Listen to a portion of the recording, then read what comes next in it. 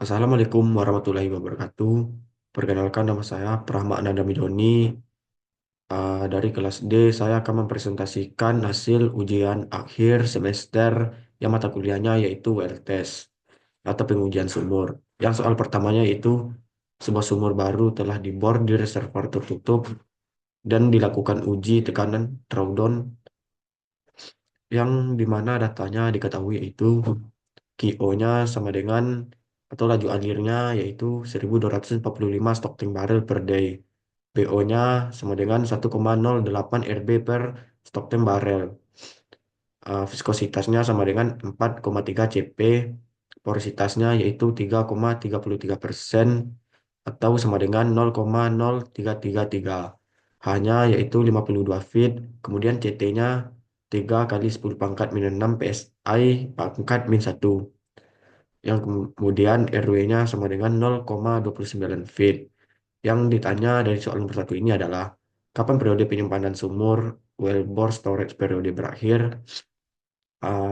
Dapat dijawab periode penyimpanan sumur berakhir yaitu kita sebelumnya harus memplot data dari T hours versus PA kurang PWF, yaitu nilai PA-nya, PA sendiri yaitu berada di pertama tabel ini. Yang tabel ini didapatkan dari hasil download dari tabel di Spada, yaitu saya mendapatkan tabel yang ketiga, yang dimana nilai PA-nya itu berada pada pertamanya, berada pada T0-nya atau 0 jam, dan PA-nya sama dengan 1002,61 PSI. Habis itu kita kurangkan dengan PWF, yaitu PWF-nya ini juga, yaitu PI kurang PWF 1002,61 dikurang 1002,61, di mana formulanya ini yang dikunci adalah dari nilai PI-nya, kemudian ditarik ke bawah dan didapatkan nilai-nilai seperti ini. Setelah itu kita plot T hours versus PI kurang PWF, yang dimana wellbore storage periode endednya atau periode penyimpanan sumur berakhir itu berada pada di bawah 1 jam. Ditandai dengan perubahan tren pada plot tekanan versus waktu. Itu berada di sini.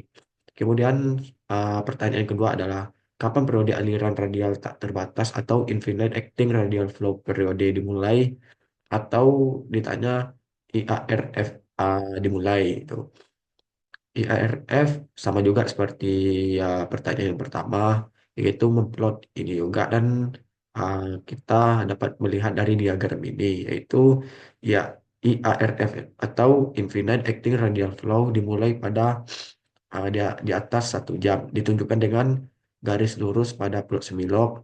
Yang kedua, tidak ada pengaruh boundary. Yang ketiga, slope konstan, dan di sini nampaknya slope-nya sudah agak mulai konstan dan naiknya tidak terlalu curam. Pada wellbore storage period ended dan naiknya terlalu curam. Kemudian pertanyaan yang ketiga yaitu perkirakan permeabilitas reservoir atau estimasi permeabilitasnya.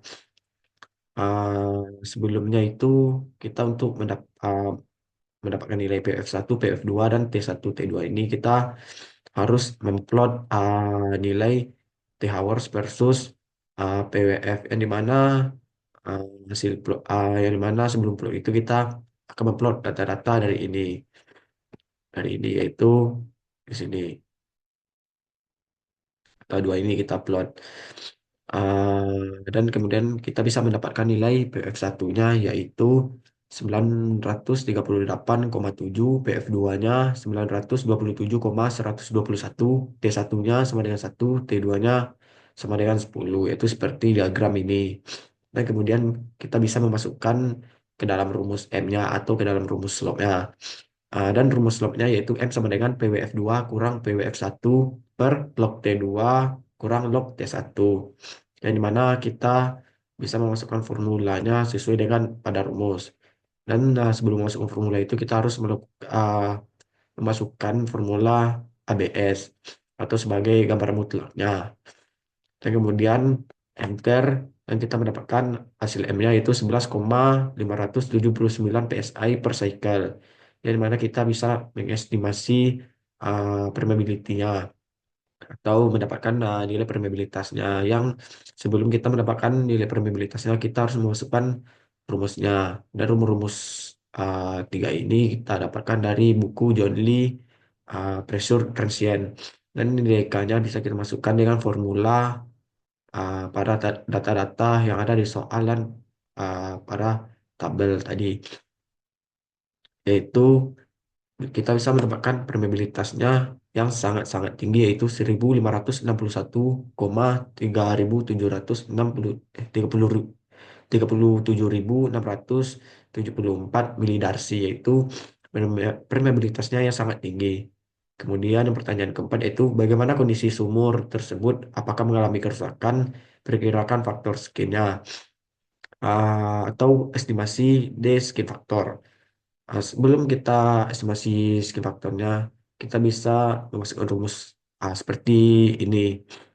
Sebelum masukkan rumusnya, kita harus mencari PI-nya. Yang dimana PI tersebut sudah berada di PWF ini. PWF ini tepat berada pada 0 jam atau belum terjadi jam apa 0 jam, yaitu 1002,61 PSI.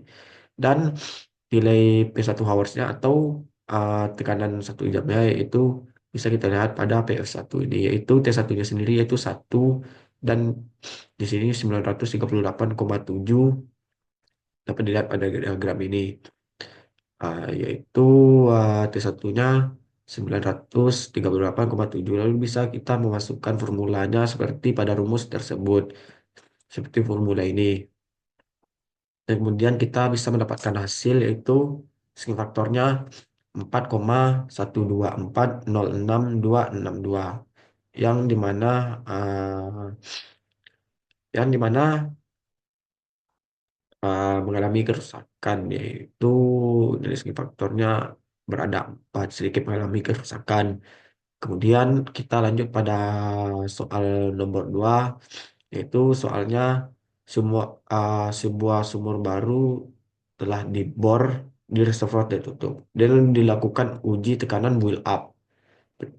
Dan datanya adalah QO sama dengan 2000 stok tank barrel per day, BO-nya sama dengan 1,21 RB per stok tank barrel, viskositasnya 2,92 CP, ah,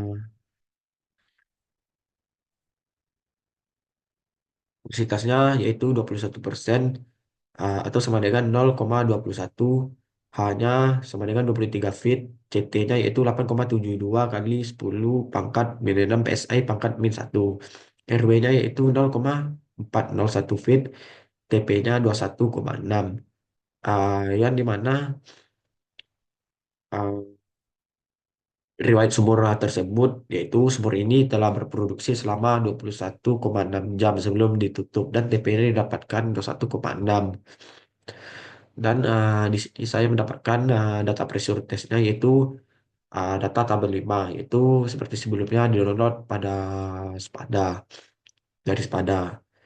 Dan sebelum kita bisa mendapatkan nilai estimat apa probabilitas dan skin faktornya, kita harus memplot nilai tersebut. Nilai ini. Sebelum kita memplot nilai-nilai ini, kita ada yang namanya mencari Horner time-nya dulu, yaitu uh, itu TP tambah delta T per delta T. Yang dimana kita bisa mendapatkan nilai Horner time-nya yaitu dua yang pertama. Setelah kita mencari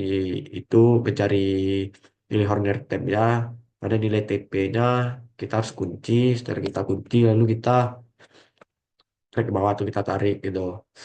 Setelah kita tarik, baru kita plot nilainya.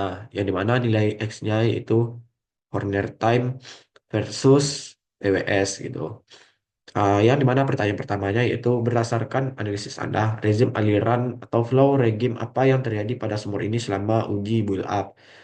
Ah, rezim aliran flow apa yang terjadi pada sumber ini selama uji build up, yaitu dari grafik atau diagram yang telah dibuat terlihat bahwa data data mengikuti garis lurus dalam beberapa waktu. Ini menunjukkan bahwa aliran radial telah tercapai pada tahap tertentu dari build up. Pada grafik atau diagram ini, tekanan menunjukkan pola stabil dan setelah beberapa waktu terlihat adanya segmen data yang membentuk garis lurus atau linear trend seperti ini, bentuk garis lurus.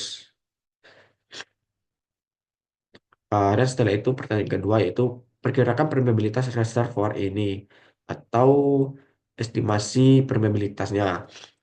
Estimasi permeabilitasnya yaitu kita harus mencari nilai PWS1 dan PWS2-nya, yang mana diketahui TP tambah delta T1 per delta T1-nya yaitu 1, kemudian TP tambah delta T2 per delta T2 yaitu 10. Kita mencarinya pada diagram yang telah diplot ini. Dan kita bisa mendapatkannya yaitu PWS1-nya 6008,5, PWS2-nya sama dengan 5009,5. Sebelum kita mencari nilai permeabilitasnya, kita harus mencari nilai M-nya, yaitu dengan rumus M sama dengan PWS2 kurang PWS1 per log TP tambah delta T2 per delta T2 kurang log TP tambah delta T1 per delta T1. Itu yang dimana kita bisa masukkan formula sesuai dengan rumus. Yang sebelumnya di rumus tersebut ada tanda mutlak, kita harus memasukkan ABS. Dan ini formulanya. Kemudian enter dan didapatkan hasil MMA 999 PSI per cycle. Setelah itu kita bisa dapat mencari nilai permeabilitasnya, yaitu dengan rumus ini. Kemudian kita memasukkan formulanya sesuai dengan rumus permeabilitas. Dan rumus-rumus ini kita dapatkan dari buku John Lee Pressure Transient. Setelah kita masukkan data-datanya pada formula, dan didapatkan hasil 50,0064 milidarsi. Dan ini uh, relatif menengah gitu, atau uh, menengah ke tinggi standar. Kemudian kita estimasi skim faktornya. Skim faktornya, sebelum kita masuk ke skim faktornya itu, kita harus mendapatkan nilai P1 hours-nya atau pressure 1 jamnya. Pressure 1 jamnya itu telah didapatkan oleh PWS ini, yang kita dapat dari nilai plot ini, yaitu senilai P1 hours-nya yaitu senilai 6008,5, dan PWF-nya yaitu 2989,39, yang mana didapatkan dari nilai tabel pada yang pertama ini. Kemudian kita bisa memasukkan uh, data-data tadi ke dalam rumus, dan formulanya sesuai dengan rumus yang ada. Dan setelah itu kita bisa mendapatkan hasil skin faktornya yaitu 10,6619, yang skin faktornya yang lumayan tinggi. Itu saja yang bisa saya sampaikan dari hasil ujian akhir semester pengujian sumul atau matkul awal test. Jika ada kata yang salah dan kurangnya, saya mohon minta maaf. Saya tutupi dengan Assalamualaikum warahmatullahi wabarakatuh.